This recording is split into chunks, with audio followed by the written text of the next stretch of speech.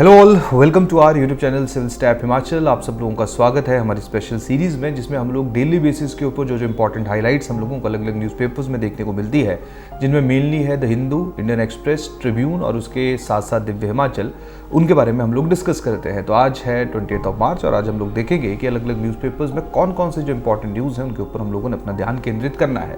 तो सबसे पहले हम लोग बात करते हैं, ये न्यूज़ क्लाइमेट चेंज से रिलेटेड है, जहाँ पे 2024 जनवरी माह और फरवरी माह जो है वो सबसे गर्म मंथ जो है वो अभी तक के जो है वो डिक्लेयर किए गए हैं। अब देखिए, ये ग्लोबल वार्मिंग की तरफ कहीं ना कहीं संकेत कर रहा है। हालांकि बहुत ज़्यादा रीजंस और फैक्टर्स का जिक्र यहाँ पे नहीं किया गया, ये बेसिक एक ऑब्जर्वेशन है। आने वाले समय में हम लोग इसी स्पेसिफिक न्यूज़ को और ज़्यादा डिटेल में और इसके जो फैक्टर्स उनके असेसमेंट को भी देखेंगे।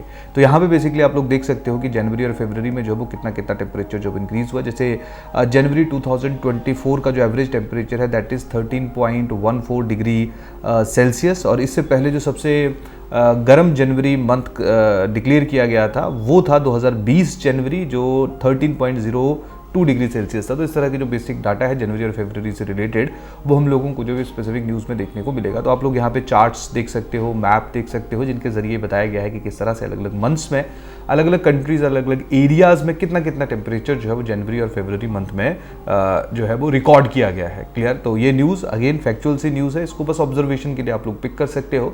ग्लोबल वार्मिंग से आप लोग इसको रिलेट कर सकते हो, और फ्यूचर में आप लोग और भी आर्टिकल्स इसके ऊपर देखोगे जहाँ पे बताया जाएगा कि इसके पीछे के और रीजंस और मल्टीपल फैक्टर्स जो है वो क्या क्या है। अगले न्यूज़ के ऊपर हम लोग मूव करते हैं, जहाँ पे ये ऑब्जर्व किया गया है कि पिछले कुछ समय में हिंदुस्तान के अंदर जो FDI है, यानी कि फॉरेन डायरेक्ट इन्वेस्टमेंट है, उसमें थोड़ी सी कमी ऑब्जर्व की गई है। क्लियर? 2023 और 24 में जो पहले 10 महीने थे उसमें इंडिया के अंदर जो नेट FDI का इनफ्लो था उसमें 31% का ड्रॉप जो है वो अनाउंस किया गया है। तो ये बेसिक जानकारी जो आप लोगों को यहाँ पे देखने को मिल जाएगी। तो इसमें बेसिकली आप स्टार्टिंग में ये देखोगे कि कितना कॉन्ट्रैक्शन हुआ है FDI इनफ्लो में। वैसे इन जनरल अगर हम लोग ग्लोबली देखेंगे तो ग्लोबली में जो FDI है उसमें हम लोगों को जो वो 3% का इजाफा देखने को मिला है। क्लियर? और टोटल जो FDI है उसकी एस्टिमेशन है $1.4 ट्रिलियन की 2023 की। क्लियर? तो यहाँ पे जो इंडिया में डिक्लाइन हो रहा है या इन जनरल परसेंटेज ग्रोथ बहुत ज़्यादा नहीं है। क्लियर? ये जो थोड़ा सा डिप हुआ है, इसके पीछे के जो फैक्टर्स है वो भी आप लोगों को देखने को मिलेंगे, चाहे उसमें जो है वो जियोपॉलिटिकल रिस्क से स्पेसिफिक टाइम पे जहाँ पे हम लोग देख रहे हैं कि काफ़ी एरियाज़ में जो वो वॉर चल रहे हैं, उसके साथ साथ जो वो काफ़ी कंट्रीज़ ऐसी हैं जिनके ऊपर डेट उधार जो वो बहुत ज़्यादा हो चुका है। क्लियर? तो ये कुछ फैक्टर्स जो है वो हम लोगों को यहाँ पे देखने को मिलेंगे, जिसके कारण जो वो FDI में थोड़ी कॉन्ट्रैक्शन हम लोग स्पेसिफिकली इंडिया के अंदर जो वो ऑब्जर्व कर रहे हैं। तो आप लोग GS3 परस्पेक्टिव में, GS3 में इकोनॉमिक परस्पेक्टिव से जो स्पेसिफिक न्यूज़ और स्पेसिफिक ऑब्जर्वेशन और स्पेसिफिक डाटा जो है, जिसमें स्पेसिफिक अमाउंट भी मेंशन किया गया है कि इंडिया का जो FDI था वो पहले 61.7 बिलियन डॉलर के पास आ रहा था, और अभी जो है वो 2023 के जो पहले 10 महीने हैं उनमें 59.5 बिलियन डॉलर जो है वो डिक्लेयर किया गया है। तो आप लोग इस बेसिक फैक्ट को जो है वो अपने साथ एक बार कैरी फॉरवर्ड कर सकते हो। अब हम लोग बात करते हैं नेक्स्ट न्यूज़ की। नेक्स्ट न्यूज़ जो है ये आई थिंक कल के न्यूज़पेपर में भी हम लोगों ने देखी थी, जहाँ पे ILO और ISD के द्वारा जो है वो एक जॉइंट रिपोर्ट पब्लिश की गई है, जहाँ पे इंडिया एम्प्लॉयमेंट रिपोर्ट 2024 जिसका नाम है, जिसमें इंडिया के अंदर जो एम्प्लॉयमेंट स्टेटस उसको बताया गया है। तो यहाँ पे ये भी जिक्र किया गया है कि किस तरह से कोविड के दौरान जो वो 63 लाख जॉब्स जो हैं वो लॉस्ट हुई, काफ़ी लोग जो है उन्होंने अपनी नौकरियां गंवाई, और उसके साथ साथ 65.7% जो एजुकेटेड यूथ, बेसिकली जो सेकेंडरी एजुकेशन है उससे हायर एजुकेशन का है, वो अभी भी हमारे देश के अंदर जो है वो अनएम्प्लॉयड है। और इसी से ही रिलेटेड न्यूज़ ये बेसिकली हम लोगों को द ट्रिब्यून के अंदर देखने को मिली, इसी से ही रिलेटेड न्यूज़ जो हम लोग इंडियन एक्सप्रेस के अंदर देख रहे हैं। और आई थिंक ये काफ़ी अच्छी, अभी तक जितने भी आर्टिकल्स इस स्पेसिफिक रिपोर्ट के ऊपर पब्लिश हुए हैं उसमें सबसे अच्छा जो प्रॉपर डिटेल्ड एनालिसिस है वो हम लोगों को यहाँ पे देखने को मिलेगा। क्लियर? जहाँ पे प्रॉपरली बताया गया है कि जैसे इन जनरल हमने देखा था कि जो एम्प्लॉयमेंट पार्टिसिपेशन है या वर्कफोर्स पार्टिसिपेशन है उसमें हमें इजाफा देखने को मिला, लेकिन उसका जो नेगेटिव साइड है उसके ऊपर जो इस आर्टिकल में काफ़ी अच्छी तरह से जो जिक्र किया गया है, जहाँ पे बताया गया है कि किस तरह से जो इसके जो मेन कंसर्न्स हैं, जहाँ पे हमने वुमेन पार्टिसिपेशन देखी, लेकिन वुमेन पार्टिसिपेशन जो है वो बेसिकली जो हाउस होल्ड वर्क है या जो सेल्फ एम्प्लॉयमेंट है उसमें वुमेन पार्टिसिपेशन जो हम लोगों को बहुत ज़्यादा इंक्रीज़ होती हुई देखने को मिली, जिसमें जो है वो सैलरीज नहीं इन जनरली देखने को मिलती हैं। उसके साथ साथ हमारे यहाँ पे जो अंडर एम्प्लॉयमेंट है उसका भी जिक्र जो है स्पेसिफिक जगह के ऊपर जो वो किया गया है। स्पेसिफिकली अगर हम लोग यूथ्स की बात करेंगे, एडल्ट्स की बात करेंगे, तो वहाँ पे भी एम्प्लॉयमेंट का जो लेवल है वो बहुत ज़्यादा अच्छा नहीं है। क्लियर? तो यहाँ पे प्रॉपर है कि वुमेन की पार्टिसिपेशन है, यूथ एम्प्लॉयमेंट के ऊपर पूरा डाटा जो वो पब्लिश हुआ, और उसके साथ साथ एक सोल्यूशन भी दिया गया है, वे फॉरवर्ड भी दिया गया है कि यानी कि इस तरह की जो परिस्थिति या इस तरह की जो सिचुएशन है उसको किस तरह से टैकल किया जा सकता है। क्लियर? तो आप लोग जो इस आर्टिकल को ज़रूर पढ़िएगा। अगेन काफ़ी इंपॉर्टेंट आर्टिकल है, कल भी आया था इसी तरह का आर्टिकल। ये आर्टिकल जो है और ज़्यादा डिटेल्ड में आप लोगों को देखने को मिलेगा। अब हम लोग बात करते हैं इंडियन एक्सप्रेस के अंदर पब्लिश हुए article holes in social security.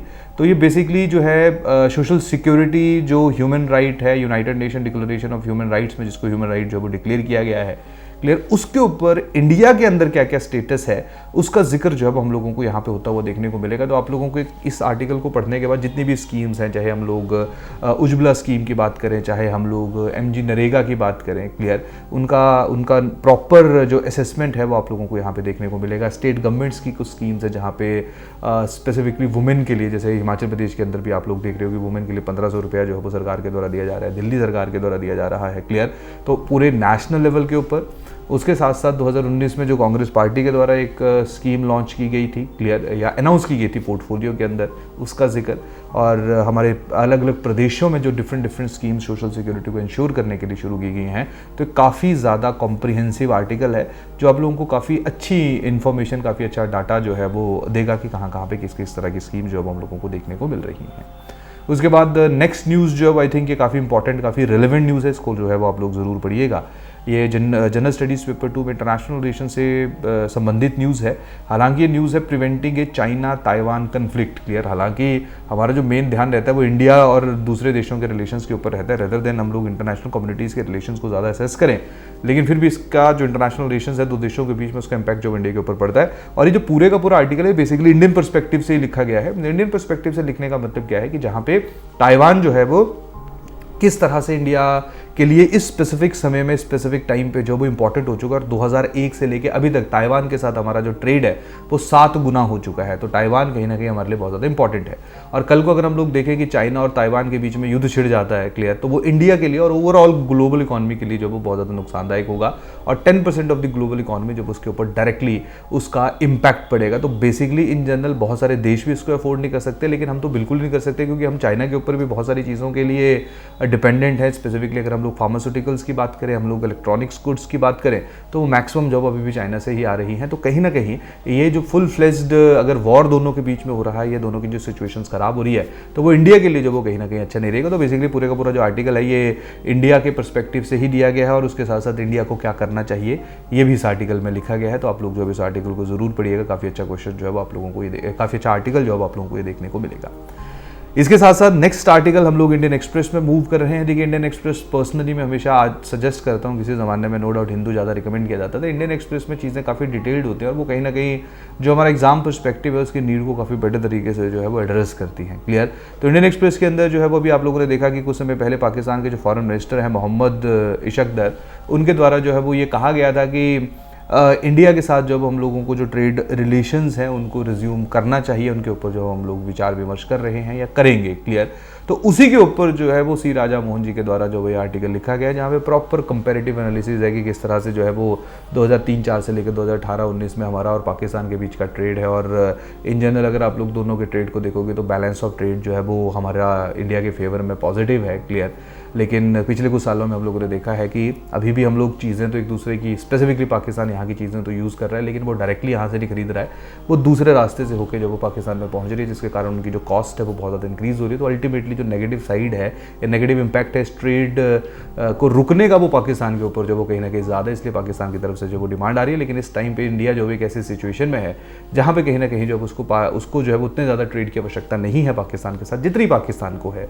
हालांकि यहाँ पे लास्ट एंड में ये भी लिखा गया है कि इंडिया जो है उसके इंडिया में कैसे बेनिफिट हो सकता है। तो इंडिया में स्पेसिफिकली जो पंजाब से ट्रेडर्स हैं उनके लिए कहीं ना कहीं पाकिस्तान के साथ जो ट्रेड रूट्स अगर ओपन होते तो उनके लिए कहीं ना कहीं बेनिफिशियल है। तो उसके तहत जो है वो एक सपोर्टिंग आर्गूमेंट जो इंडिया के साइड से दिया गया है। बट इन जनरल ये पूरा जो आर्टिकल है ये यही पूरा बता रहा है कि किस तरह से जो है वो हिस्ट्री रही है हमारी पाकिस्तान के साथ ट्रेड रिलेशंस की। क्लियर किस तरह से पाकिस्तान ने 1990s में जो है वो ट्रेड रिलेशन से ज़्यादा कश्मीर को ज़्यादा तवज्जो दी, जिसका कहीं ना कहीं जो नेगेटिव साइड है या नेगेटिव इम्पैक्ट है वो पाकिस्तान को भुगतना पड़ा। उस समय शायद इंडिया उतनी अच्छी पोजीशन में नहीं था, लेकिन आज हिंदुस्तान जो इतनी अच्छी पोजीशन में है कि यहाँ पे जो है वो पाकिस्तान को ज़्यादा आवश्यकता पड़ रही है।